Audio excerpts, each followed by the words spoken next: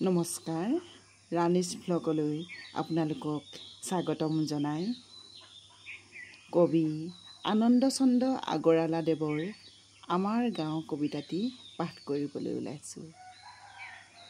আমাৰ গাঁও কবি আনন্দচন্দ্ৰ আগৰৱালা। শুৱনি আমাৰ গাঁওখন অতি শুৱনি গছেৰে ভৰা, ডাল ভৰি ভৰি ফল ফুল লাগে, কত পাওঁ তল হৰা।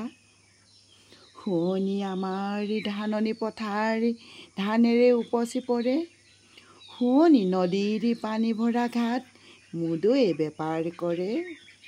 চালত কোমোৰা লাও জিকা ভোল, ভঁৰালত জহা ধান, গোহালিত গৰু পুখুৰীত মাছ, বাৰীত তামোল পাণ। গছৰ ডালত শুৱনি চৰাই শুৱলা সংগীত গায়, শাকনিত শাক ফুলনিত ফুল দেখিলে হিয়া জুৰায়।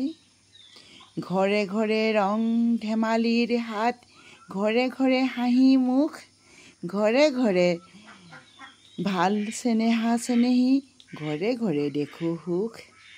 ভাওনা সবাহ গীত ভাল পোৱা, মধুৰ মুৰলী তান, দহোতাৰ কাম একেজনে কৰা, চহাৰ সৰল প্ৰাণ। ধন্যবাদ।